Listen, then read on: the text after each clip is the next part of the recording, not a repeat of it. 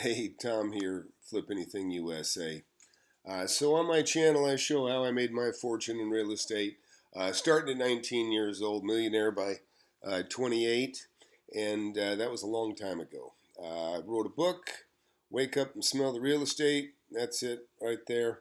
You can also get that now on in Audible. It's been pretty popular, bestseller on Kindle and Amazon in the real estate class. And if you want to get your hands wet in real estate, this is the way to go. It's costs you $10 in Kindle, costs you $20 in Audible and in paperback. And if you're going to get ripped off, there's a lot of snake oil out there. Obviously, if you're going to get ripped off for 10 or $20. It'll be a gift compared to the fleecing that some people take.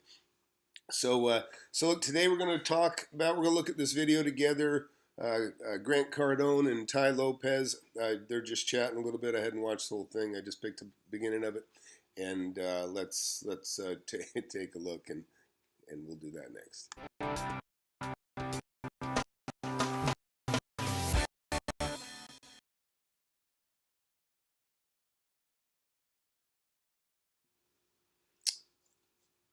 All right, so tell me something. Can everybody hear? Everything okay? Hey, Delta, glad you're here. Carlos. So one of the things I'm doing, just so you know, I'm streaming live from my little 1970s lake house. Hey, Charles.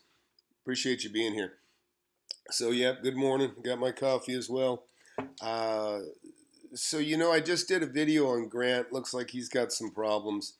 It's no surprise for a lot of people. You know, it looks like it's looking more and more. You know, somebody told me that there were lawsuits filed, and I was wondering, he kind of changed gears. So look, you guys can hear me okay? Please confirm. I'm kind of testing the system here while I wait for you to respond and let me know if you can hear me here. Let me see.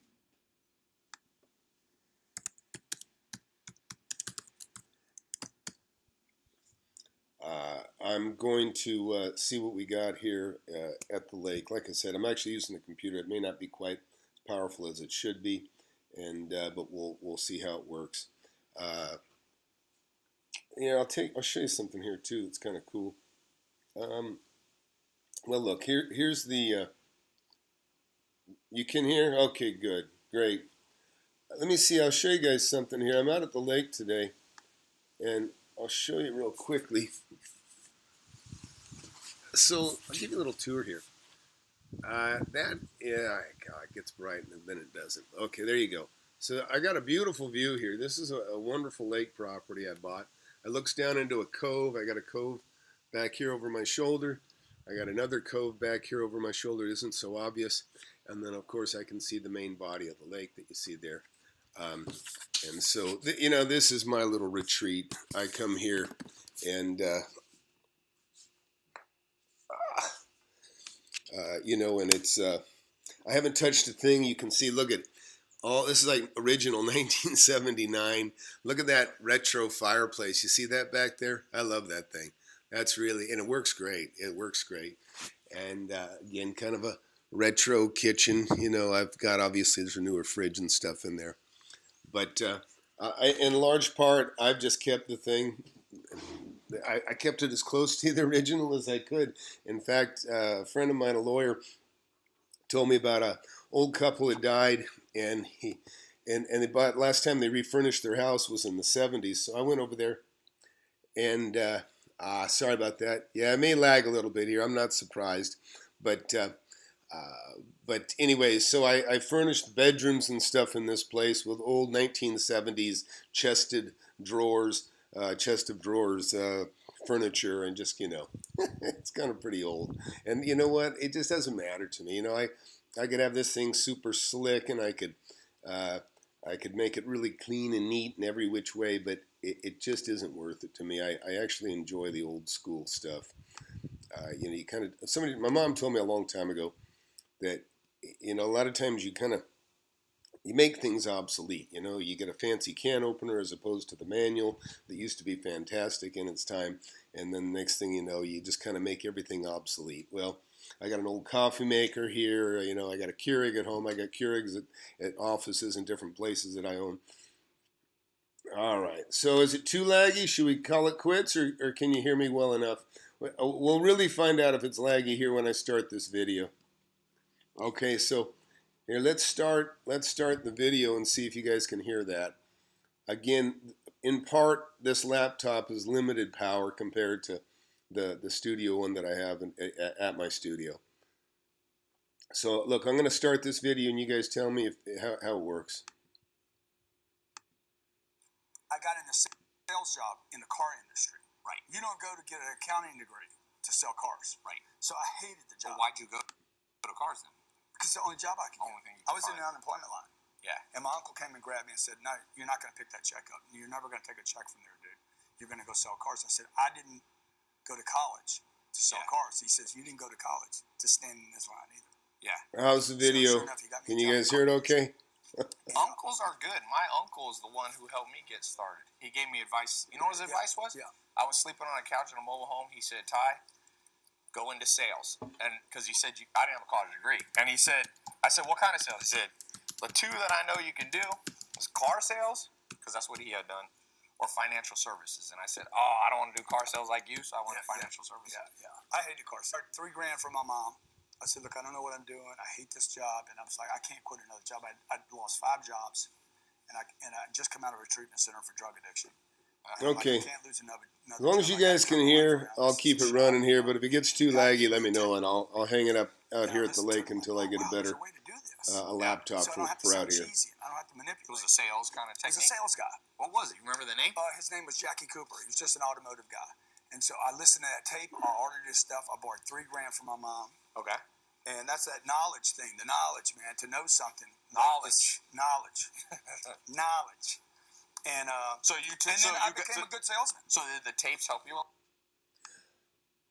So this video is one that was just sent out a couple days ago. I got a feeling it was done some time ago. So everything's kind of lagging a little bit. Is it worth watching, or you want me to kill it? But anyways, so Tai Lopez, you know, I don't even know what the heck this guy does. I've seen him around, and he just seemed like kind of a dopey kid in the beginning. I don't know what he is. He's more or less another version of Graham Stephan and Meet Kevin. I don't know. I'm not even sure. I think he just talks about trends. I think Grant latched onto him because Ty had such a huge following, you know, a few years back. But Lopez, this is the first time I've ever even done anything. I looked at him. But I think it's interesting that Grant just now releases this. I think Grant's changing modes. He's getting away from, I mean, it looks like he's in trouble with lawsuits in the SEC. And that's why he's no longer soliciting money. That would be my guess. And so he's going back to selling courses and selling motivation and probably what he's best at. You know, I know he's a great motivational speaker. And I can tell you right now, if you folks don't know who Jim Rohn is, we'll look at Jim Rohn here too. Jim Rohn, I didn't even discover Jim Rohn until after he was dead. And but you know what? I'd read so many self-help stuff and motivation when I was younger that I think I was reading a lot of stuff that he'd already written before those guys had been teaching it. The two Guru Kings, huh? Yeah. All right, so look, we'll just go ahead and watch this, and I may speed it up just a little bit like I always do. Well, it's only a 4-minute video. Let's just watch this thing, and let's just see how it works. Working here from the lake house. So much. What was he teaching? They were 12 beta. He was teaching old tactics, Like old school manipulation, closing, hammering, control, manipulation. So, but I needed to learn something. Right, something better than nothing. And then when I got good at what he was, it's funny because he's talking about he'd learned sales tactics, manipulation, control, and of course that comes in handy for when you're selling people land or getting them to go in on your land investments and things. Look, I'm a salesman too. I'm not going to pretend that I'm not. I am. And but it's important that you can sell yourself and that you especially if you're going to be successful at real estate, and you guys know that's all I claim any specialty in is being a really good investor. That's what I've been my whole life. I've been doing it since I was 19. You can get my book, get my audio book now too. I got a new mentorship program coming. I've already had I've had 2 classes. Some of you folks that are watching are in it. I'm going to start a third. It's going to be a little bit different model now. For those, but we'll keep having the Zoom classes, and I'm going to have another one here soon. I want to get everybody from the first 2 classes in because we've had some great success already, and we want to keep talking about that. But this is interesting. So Grant's talking about some of his background, and it sounds like he had a pretty rough upbringing. But let's watch some more of this. Was doing, which it wasn't like bad manipulation. It was just like how to control a cycle, right? Yeah. Well, then I started it gave me a chance to get committed to becoming a professional salesperson. And then I started figuring out how to get rid of all the manipulation stuff and all the stuff that salespeople hate. I got good at his stuff, but you can only get so good at manipulation before you realize that, dude, you're manipulating. Right. And what happened was my productivity dropped. You think because you didn't believe in what you were doing? Exactly. Yeah, that's the first rule for me for sales. If you really believe, because people buy off energy, they buy off confidence. It's not just logical sale. So if you don't believe, I was selling health insurance when I first started financial services, and I became like number 3 in the whole U.S. for that company. But then I read through what I was selling, and I'm like, this is crap, and I stopped being a good salesman. Yeah, exactly. And I switched over to a better product, and then I went back. So believe in what you sell. Yeah. So you lost So it's interesting. So Denver Gray, who's online here with us, he's made a couple comments. He said he used to be in Tai Lopez's mastermind class, I guess. He's a classic upsell guy, referring to Tai. His quote, mastermind, end quote, for business owners is about $100,000 a year. Oh my God, I can't believe anybody paid that much. That's crazy. And he says he also has a private equity fund he's been trying to grow, just like Grant. I believe he just bought Dress Barn recently to use the brand for his online stores. You dropped out of his stuff, okay. And basically Denver says Tai is basically regurgitating simplified stuff from an MBA program. Yeah. Well, I don't know much about him. I don't know. I mean, like I said, I don't know why anybody paid Tai Lopez $10,000 a month for anything. But I mean, obviously he built his channel. I mean, he'd probably be worth look, he knows how to build a channel. He built his channel, so I'm sure he could teach you something about that. I say the same for Meet Kevin and Graham Stephan. I don't think they know anything about real estate investing particularly, but they are really they're really good YouTubers. They really are. So let's watch the rest of this. We're almost through it already, believe it or not. Let's keep watching.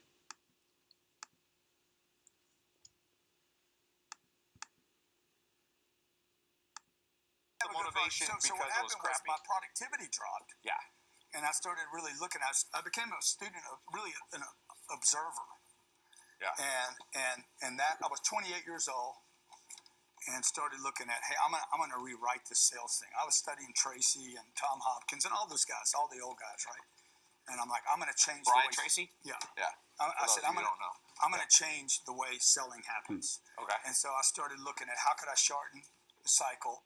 Because you created your own system. Yeah, basically. exactly. This is back in the day where you're like, the longer you spend with the customer, the better off you are. Right.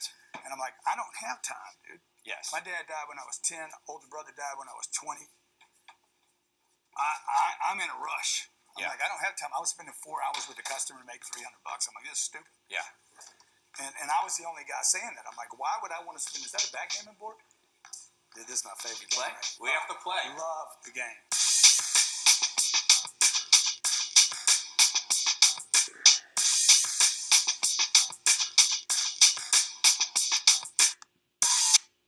Huh.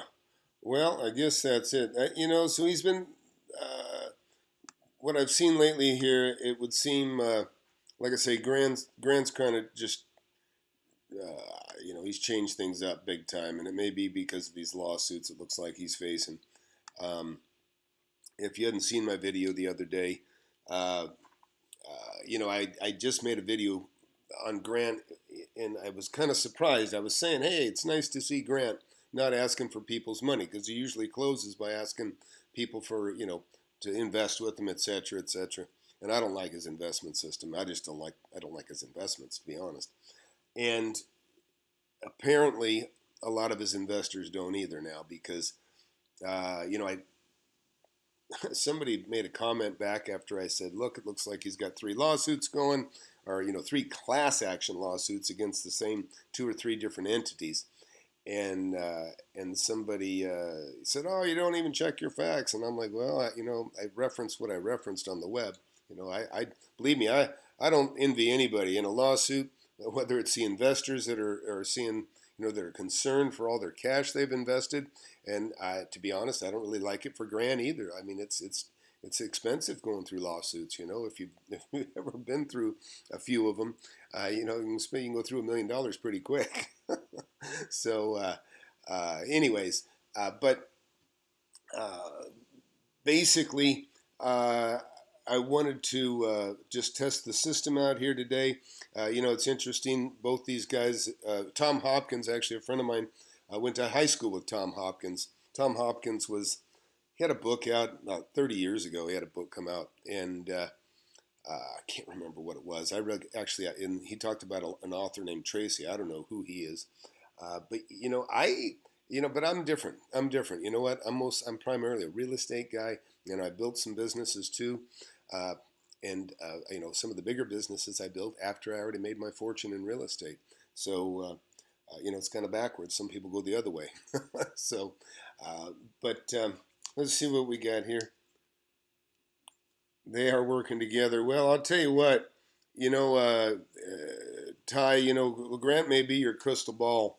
If you're trying to follow his footsteps and create an equity fund, you may find out what not to do. Because from what I gathered from those legal proceedings that have been filed, they're pretty much overpromised and underdelivered. And that's really why you don't screw around with unaccredited investors, is because basically you can create a partnership and they can be partners in it and everything else. And yeah, they're responsible for their money, but guess what? They kind of get a pass. They can cry foul, say they're misled. They don't have to take, in other words, they get a pass for, because you're playing with people that don't have much money. They're considered less sophisticated, more vulnerable, and it is the truth. And so, this is what can happen. And now he's looking at a lawsuit. So, everybody would say they thought it was kind of crazy, much of what he talked about.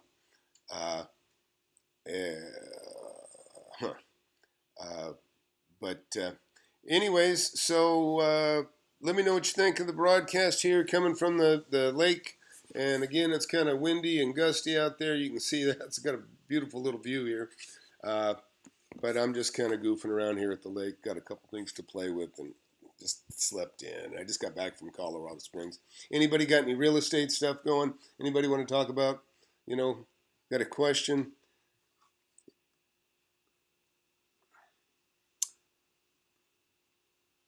Yeah, Eric Middleton, just said that apparently these guys have a list of books they recommend. Yeah, I would tell anybody here, just check out Jim Rohn. One of my favorite books is As a Man Thinketh. I think that's a great book for everybody. It's written 200 years ago. Just a quick little read, kind of keeps you on focus. Basically that you reap what you sow, and just a lot of common sense stuff that stood the test of time. And that's really what I like about some of the things, like just some of the old sayings that have survived the test of time, because it means something, but I'm hanging on to my cash right now. You guys know that. I told you, I don't like this election year. I don't like all this rioting crap. I do like the low interest rates. I was saying earlier, I thought Chris Crone's gonna. If I was a Chris Crone investor, I think I'd be urging Chris Crone. I would suggest Chris Crone start selling his houses because right now it's a break. It's a break. I don't think he's a great investor either, by the way. And you know what? I saw Grant Cardone make the comment the other day. He said, in referring to these kind of assets that he's buying, and it's from a video that maybe a year old, might be a month old, but he was saying with these assets that he's buying, he said he could even overpay for them, and they'd still make money. Well, that's absolutely nuts. That is absolutely ridiculous. And now, he can overpay with other people's money, right? And it won't affect him. That would be true. But it looks like that's circling back because maybe he did overpay. I don't know. But that's a crazy statement to make. You should never overpay.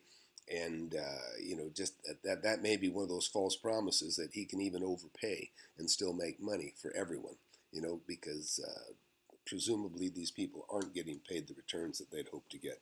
But I don't know the facts on it. But, if you look at the other videos, see, and I've got the link where the legal proceedings were, that were sent to me, the link to them. Now I think there's 4. When I reported, there was 3 lawsuits. Now it looks like there's 4 different companies. But anyways, hey, thanks for checking it out. So everybody, what do you think? Was this good enough or is it too laggy? I think I'm going to have to get a more powerful laptop for out here. Or maybe I just need to get a direct wire into this computer. I don't think the weakness is the wireless.